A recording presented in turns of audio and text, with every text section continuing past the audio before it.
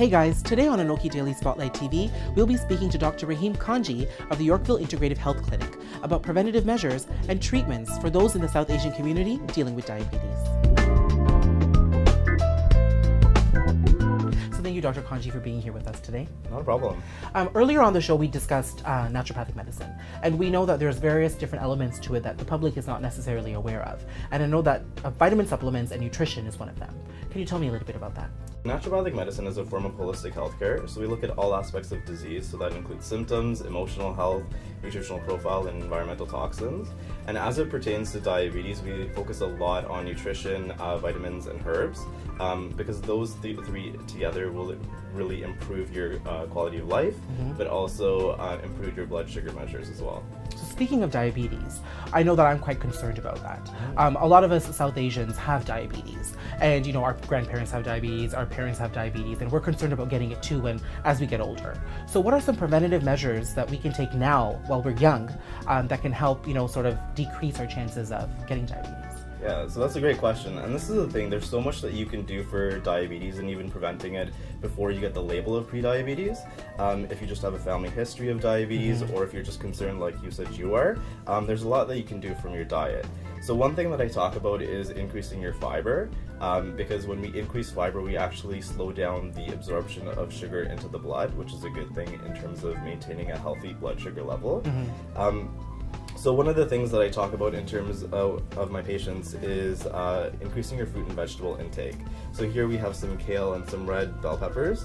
So that's something that's really going to help if you increase the servings in terms of slowing down that blood sugar or the sugar in your blood. Another thing is switching from refined grains to whole grains.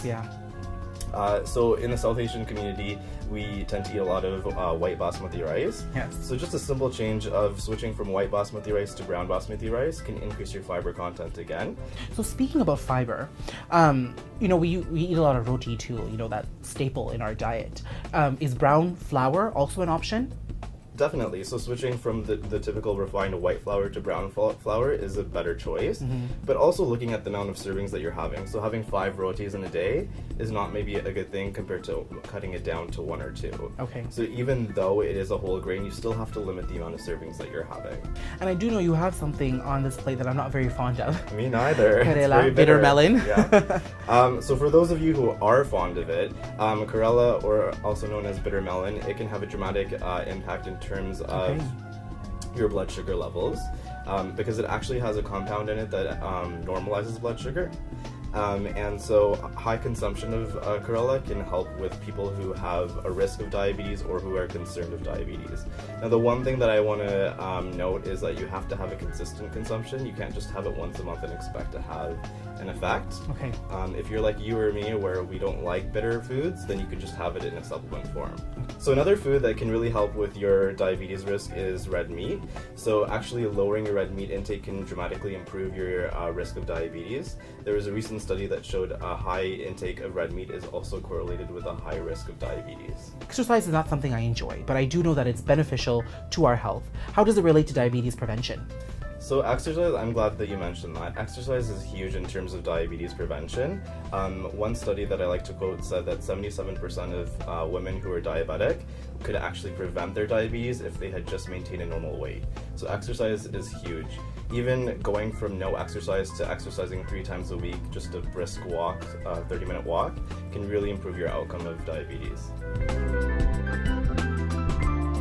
So Dr. Kangi, we just spoke about preventative measures. Now, for those who have diabetes, what can they do and what should they know?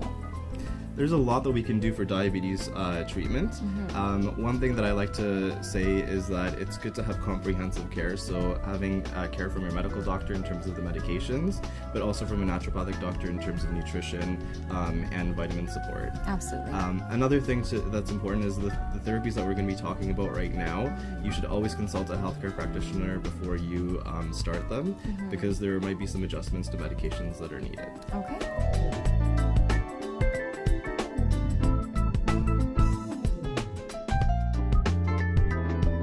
So you were just getting a B12 shot prepared. Now, can you tell me why people with diabetes, why is it so important?